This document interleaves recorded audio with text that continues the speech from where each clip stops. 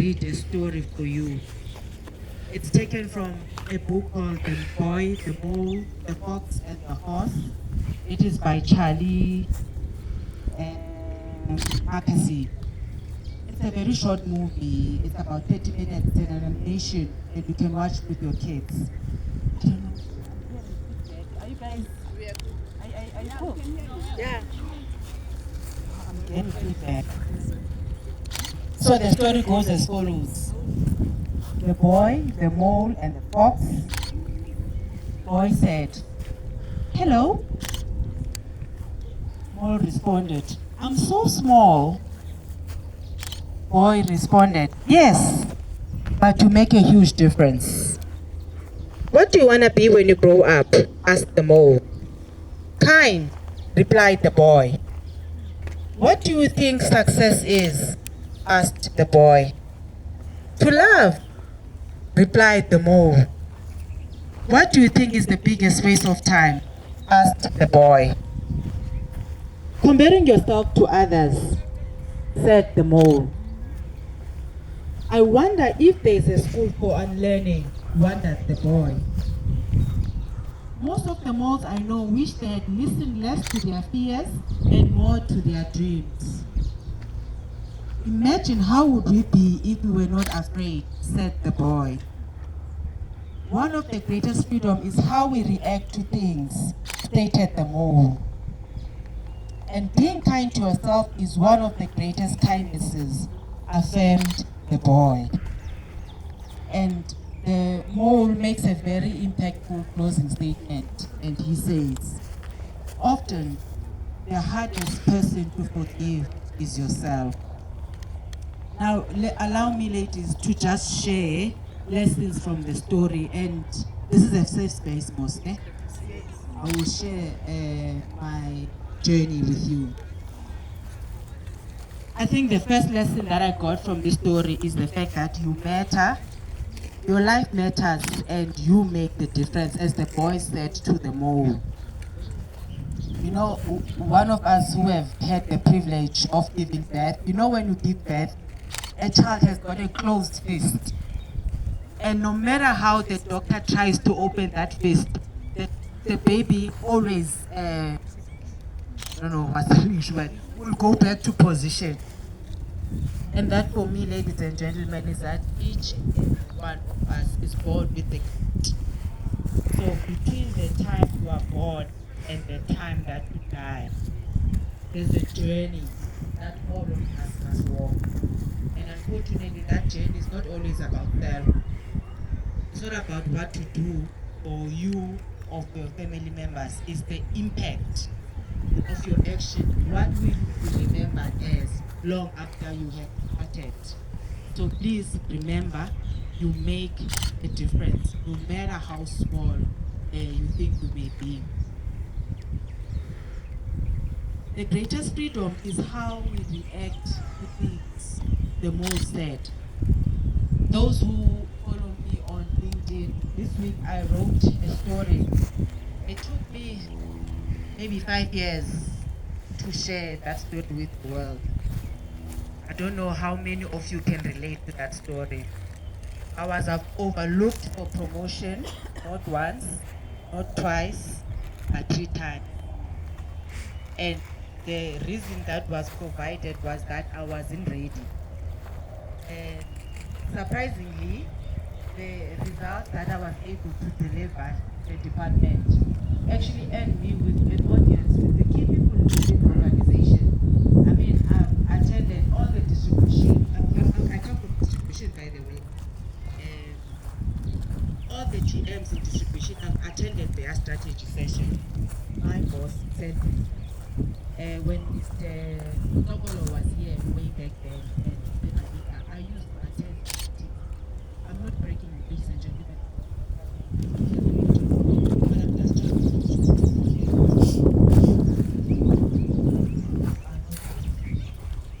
don't believe the lies that we get told by people. Only you will know when you are ready. The third time, I decided to move because my boss said in passing, you know what, you are not a tree, you can always move. I don't think she did that when we moved. I know. And she was right, actually. I was not a tree. But I now look back and I discovered one thing about myself, that I'm very loyal. The first month that I moved, things went south. They went south. Now, I'm not claiming that I was the one who was holding the fort. But if there's one thing, I know one or two things about ESCOM supply chain. And unfortunately, she was fired. They announced the resignation before she submitted the resignation because things were just not adding up.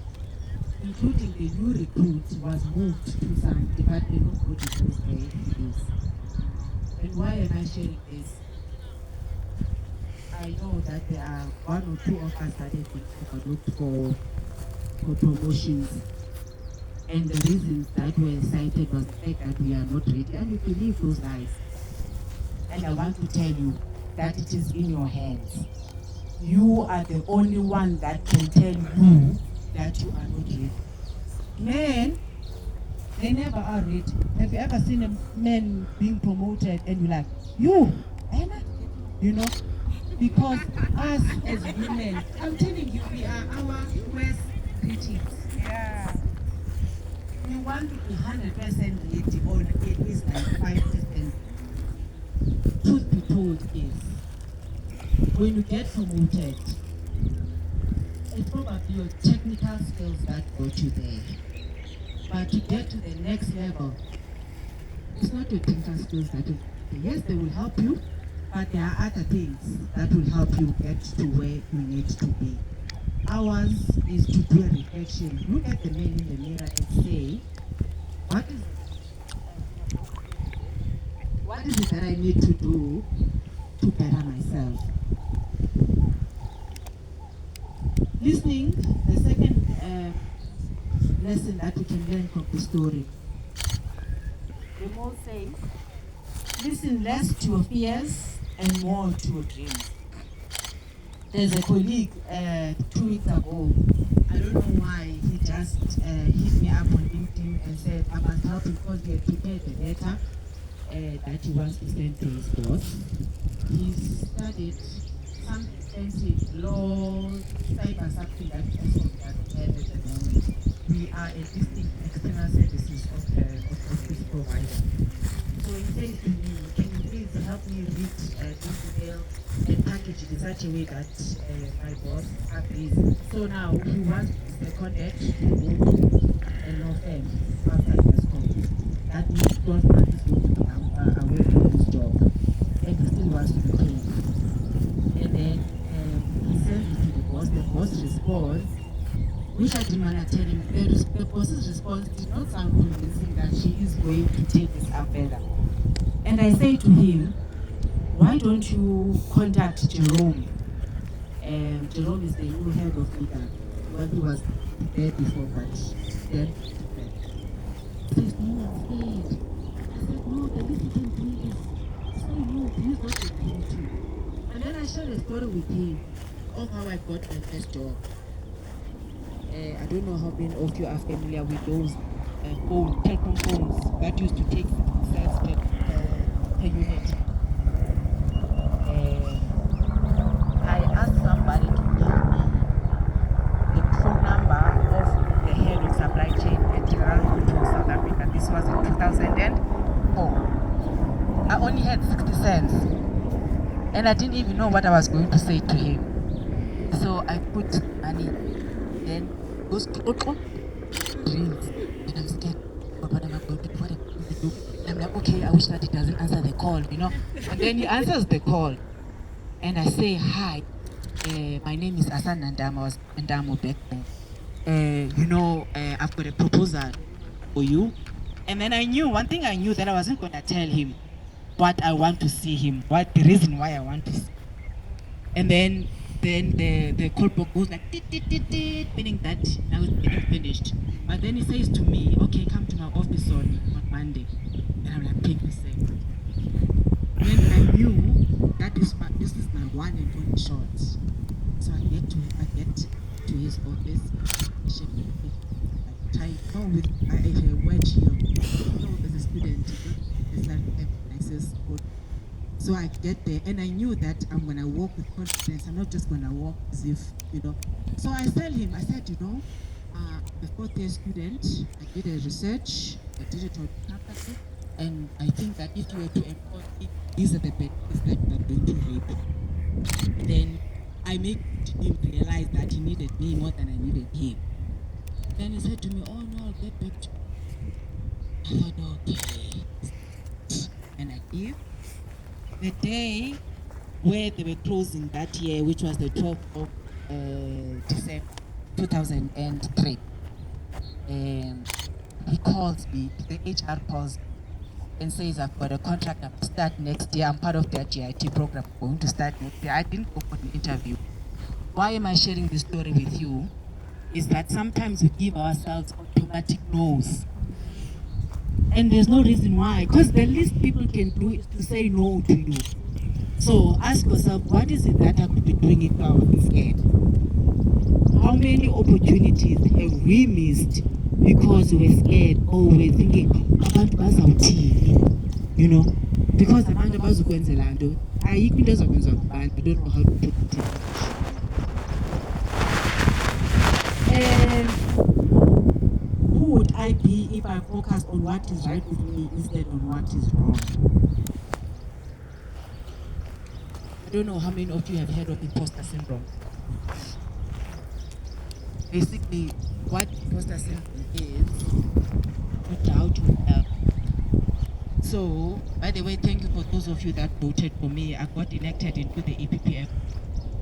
So on my first day there, you see all these people, they're like talking serious, and you think, what are you doing here? Asanda, you're speaking more than what you can chew, And I was like feeling so sorry for myself. Like, what are you doing here? And then immediately, I remembered what my mentor had said the previous day. Why are you not to be here? Why do you sell yourself short? The people who had spoken, they said they wanted to be on this board. There is something that they can gain from you. Surely you know one or two things that these people don't know. I promise you, I snapped out of it. And the minute I next and I engaged, I was like, girl, I was feeling pity myself. Is this you, girl?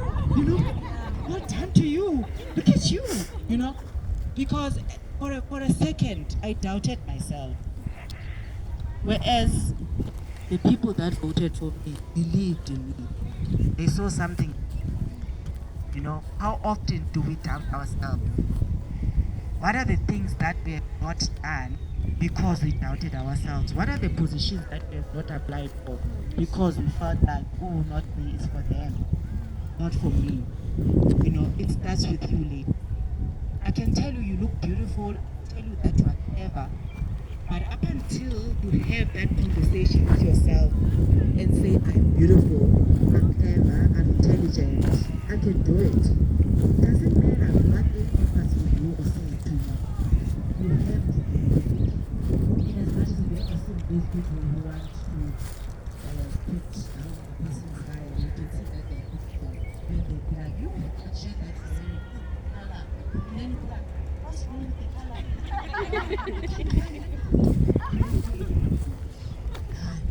This color is not right. And then you go like, ish, I wasn't sure even when I was buying it. This thing doesn't look right on me. Only because somebody planted a seed of doubt in you. Guys, live as you rise, trailblazing, carve the path for others. Need not be slogans. We need to be intentional. A young lady said last week, when you open a door for somebody, answer the staircase. It's not enough that you open the door. A person must be able to climb up the staircase. How do we ensure that it's on the staircase? You hold a person's hand. Once a person gets there, you make sure that they feel like they belong. And you go like, okay, have you looked at this? Have you looked at that? Read this book, read that other book. Can we please be each other's allies? We want this man, he or she, to support us. How are these men going to support us if we don't support each other? think one thing that we need to realize, ladies, is that when somebody else wins, it doesn't mean that we are losing. Yeah. You know, sometimes when you put on your marks, sometimes we all start on the same line, but we finish differently. But sometimes you see a person winning, like, oh, winning, but you don't know the price that they had to pay for their win. But when we are busy being jealous of them, you know, understand that we each have our different races to run. And therefore, allow a person, when a person wins, if you see that your sister is falling, what do? You pick them up. You pick them up. It's amazing how you feel when you help someone. When you help somebody succeed, you know, you can go like, even that person will go on world stages and proclaim that had it not been for Gandhi or whoever, I would not be where I am today. Yes, we don't do things to get glory from men. We don't, you know. We do things so that that God can be glorified, you know. And then he asks, "What do you think success is?" Then I think he said to love. One of the greatest lessons I was ever taught by my mother was to do unto others as you would have them do to you. And it is a principle that I've upheld in my life until this day. Before I do something to you, I'll ask myself, how would I feel? If I don't like it, chances are that you also won't like it. So why do we think that it's okay to terrorize each other in the workplace? Why do we think it's okay to abuse each other in the workplace? Why do we think it's okay to have an unhealthy competition in the workplace? It is not alright. If you don't like it, chances are that the other person will not like it. If you don't take anything from what I say today, just do unto others who have them with you. And as an adult, I've learned actually that this is the biblical principle. My mother never used to tell us that it was the biblical principle. If all of us did what we would have others do to us, we would have achieved a whole lot in life. And even if you've been in the same space like me, you've been denied professional status, you've been in the same space for so many years, it's okay. It's okay. We're all running our individual journeys. And somebody said to me the other day, when are you going to apply for EBand? I said, no, I don't want to be an EBand. I truly don't want to be an EBand. I'm conscious of the fact that I want to be a mom. I never thought I would be a mother. You know, I've got 3 children.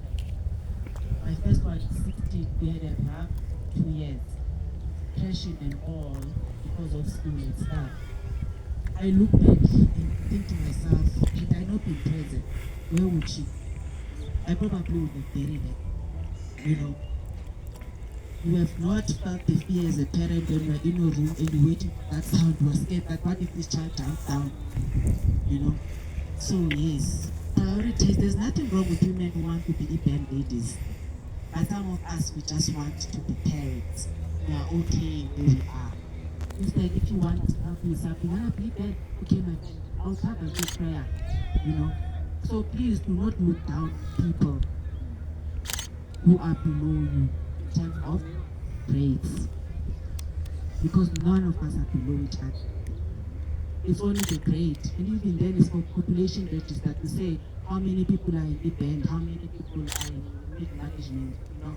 But a grade doesn't define each and every one of us. Your impact does.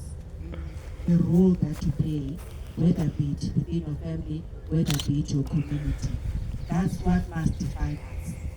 Not how you look, where you live, what you drive, where you stay, who your friends are, what your grade is. I think we've all got to appreciate that the few things can be taken away from us in a blink of an eye. Just like this approach, a good friend of ours, just to cement this point that let's not hope these things because they can be taken away from us in a blink of an eye. The dear good friend, during COVID, he lost everything in terms of his business. His wife left him with their 2 kids. The bank came and repossessed the house. The bank came and took the car. The school chased away his kids from the school due to the non-payment of school fees. And then you wonder, what's the worst that can happen, Lord? You know?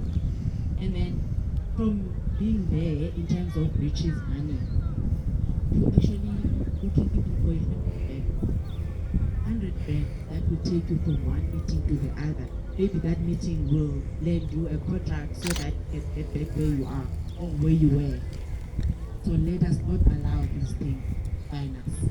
We are more than things in position. Because once they are taken away, who are we? Who are we? So let's think about that. I think my last point, also my parting shot. We've got leaders in this space, is that be mindful how you show up as leaders. Some people look up to us. And there's a saying that people will not forget what you said, but will remember how you made them feel. When people are in your presence or in your midst, they mustn't go like, you even have names. We code names.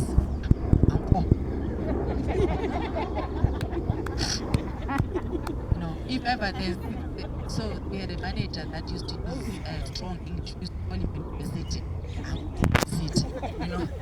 At least you'd rather be called university, but instead of something else. Ladies, you can't influence things you don't know and understand. We need to upskill ourselves. The buzzword now is just energy transition. And one of the meetings that I went to was, where are women? And then somebody said, no, women can't influence this whole just energy transition because they don't understand it, So let's upskill ourselves and get an education, even if it's not formal university education, but read, learn to read. Life is not a ride. It is a journey. Let's get involved. We need to get involved. We believe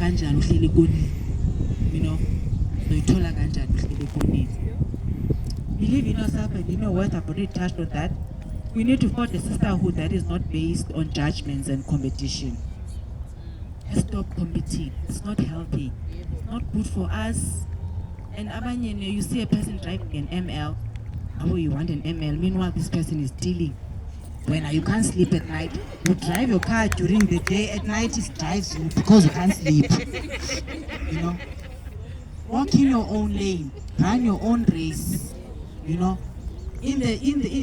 race, if you get tired, call somebody and say, I'm tired, I'm stuck. What must I do? Even when, if a person is asking you, what do I need to do? Don't go like, oh no, I don't know, can I get back to you? Give information voluntarily, ladies. Give information voluntarily. The Exco Garden doesn't have a lady now. I think with the exception of Faith, Exco. That Exco, one of those ladies must come from us. They also don't have an HR, must come from a fellow lady, and not just go like, let's not wish ill upon people. Hey, we are forever wishing ill on people. They're beating more than what they can chew. You know what? If they beat more than what they can chew, if I spit her back out, say, okay, how can I? Okay, spit it out, and then again, writing spots. I see there are young ladies within the team. Let's be role models. Let's be role models. And let's be kind to each other. Let's be kind to ourselves. Reflecting, Albert said, we need to learn, unlearn, relearn. The things that we thought that you knew, they are probably not relevant now. So there are things that we need to unlearn. And there are also things that we thought we knew that we need to relearn. So please, ladies, I think that's about it. Thank you so much.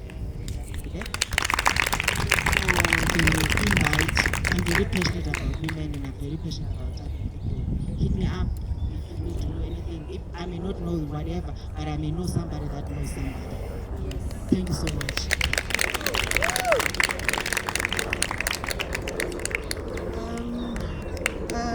Nero, can we just appreciate you before she goes? She's about to leave us. These were meaningful words to us. I am challenged. I am motivated. I heard you said you're not a motivational speaker, but I must say I'm motivated. There's quite a lot that I've taken in as a person, as Thokozile.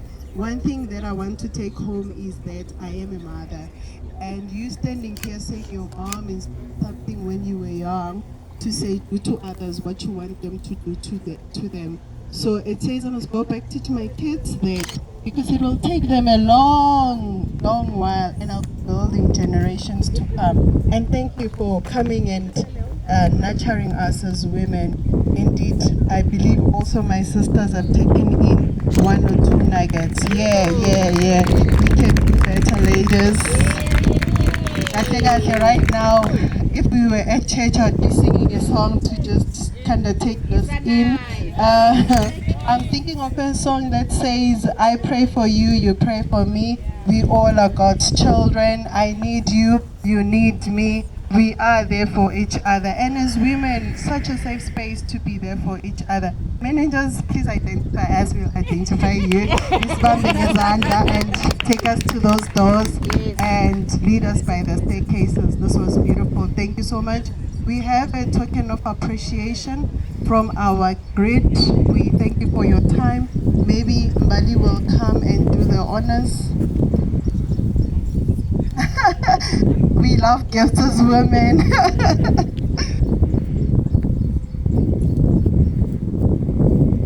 Awesome. You can do the honors now.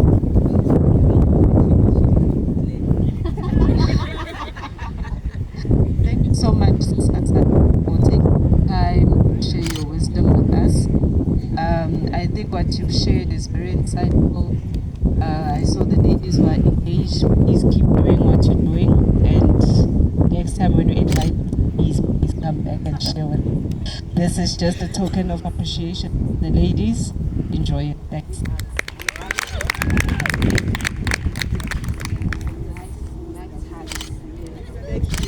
Thank you so much.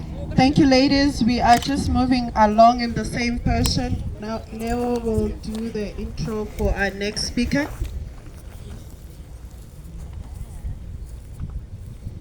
Thank you.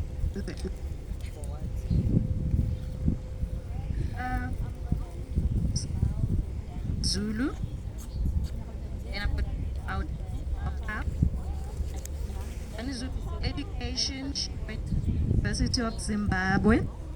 Qualification is Bachelor of Education.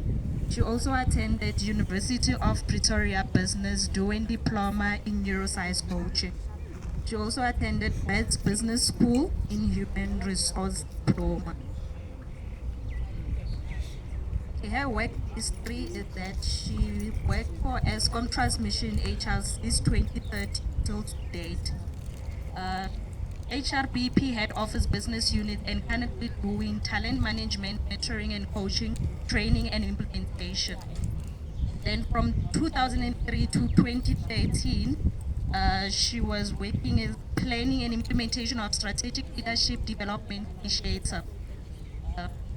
Presentation of project to Exco, management and coordination of Vision E, preparation and presentation of progress reports to BU managers, Vision E corporate HR interface, ensure compliance to business management systems, ISO 9000, prepare and report progress to HR,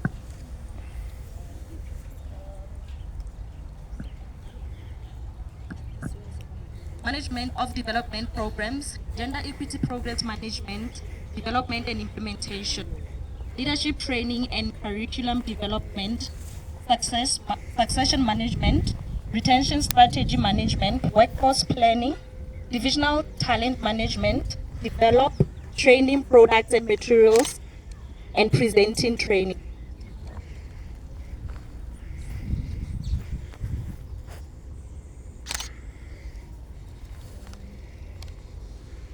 assessment for promotional and development purposes, workplace skills training and heavy integration from Department of Labor, Cancer Care and Management, ETDP stand for Education Training and Development Practitioners Training, Management and Training, Mentorship and Coaching, Promotional Assessment, Financial Planning.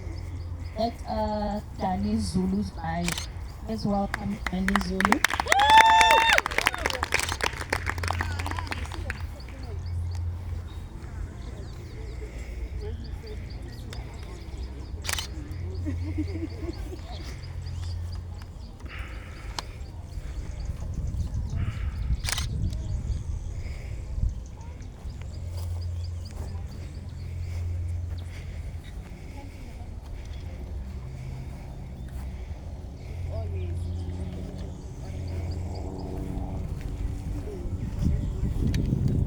You can have a seat. No, no, she can actually sit down. I need to see. You can sit down. I sit in. Yes, so you can put the laptop. Yeah. Won't you mind holding it? No, I think I'll. Okay, If I start okay. struggling, I will. Okay, let me hold the laptop for you. Ladies, good afternoon. You know, as I was listening